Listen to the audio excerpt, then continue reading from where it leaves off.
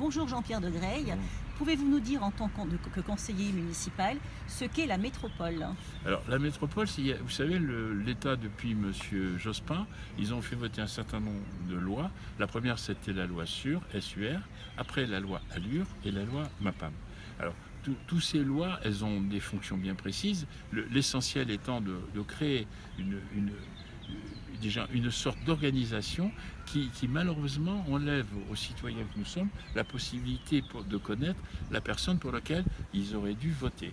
Parce que le système est fait de telle manière que les conseillers municipaux de Vence, puisque nous sommes à Vence, qui sont maintenant conseillers communautaires, ils sont désignés par le maire élu. Donc, c'est pas vous qui avez décidé que monsieur un tel serait conseiller communautaire. C'est pareil pour le président de la métropole qui, lui, a été élu à l'intérieur des maires. Oui. Mais c'est pas vous qui avez décidé que M. Estrosi serait président. C'est les maires qui ont choisi l'un d'entre eux. Et pourquoi lui? Parce que c'est la plus grande ville, comme vous le savez, de la métropole, qui couvre un certain nombre de communes qui montent jusque là-haut dans les Alpes, enfin tout en haut des Alpes, puisqu'on est déjà dans les Alpes. Les préalpes sont juste derrière nous. Voilà.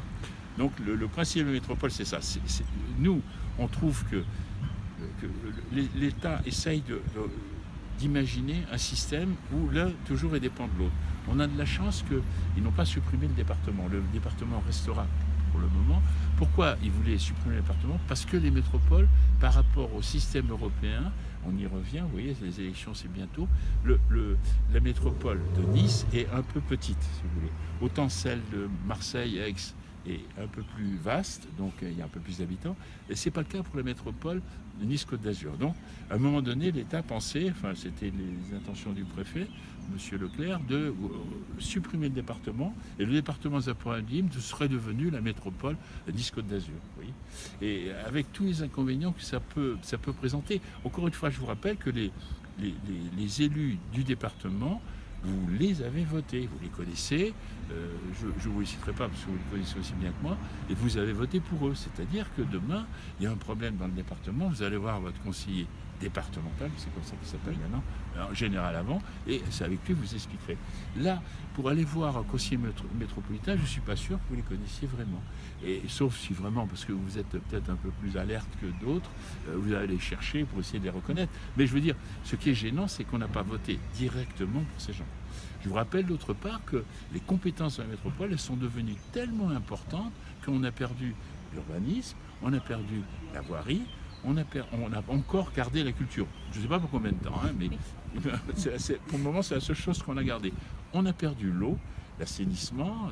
Donc, si vous voulez, progressivement, le maire d'une commune qui fait partie de la métropole, il devient un adjoint spécial. C'est-à-dire qu'en fait, on est tributaire de ce que vont décider en bas la métropole. Prenez des budgets. Vous savez comment ça se passe maintenant que la métropole, en ce qui concerne la voirie de la commune, qui dit il faut faire ceci, il faut faire cela. La mairie propose à la métropole. Et la métropole dit, écoutez, cette année, je parle pour les 5 ans, les 6 ans de mandature, hein, et bien pour les 6 ans de mandature, vous avez un budget de temps. Ah oui, alors, mais attendez, c'est qu'on a un problème, c'est que dans ce budget-là, il y a ça qui n'a pas été prévu. Ah, désolé, ben, ça sera pour la prochaine mandature. Vous voyez, donc on ne peut plus nous-mêmes décider avec le budget qu'on met en place. Le budget qu'on met en place, c'est qu'on cède actuellement, ça c'est en 2017, c'est 8 millions d'euros, c'est pas un sou, hein. C'est beaucoup d'argent. Donc on a perdu aussi, j'ai oublié, j'allais vous le dire, l'office du tourisme. Maintenant le tourisme du tourisme est devenu métropolitain.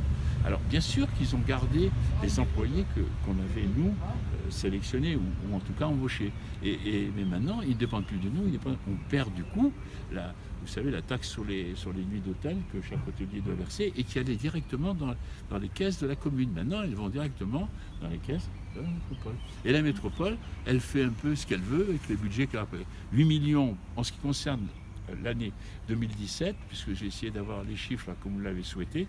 En 2017, ce que la métropole nous a pris et ce qu'on a récupéré la métropole, ça s'équilibre. C'est-à-dire on est à peu près 8 mais 2017. Hein. Ça veut dire qu'en 2018, ça n'a plus tout à fait la même chose. Pourquoi? Parce que, vous savez, la métropole a augmenté de manière incroyable la taxe foncière. Et dans ces conditions, la métropole va encore récupérer un peu plus d'argent. Et ça nous met dans une situation où on risque d'être déficitaire par rapport à ce que la métropole va prendre et ce qu'elle va nous restituer.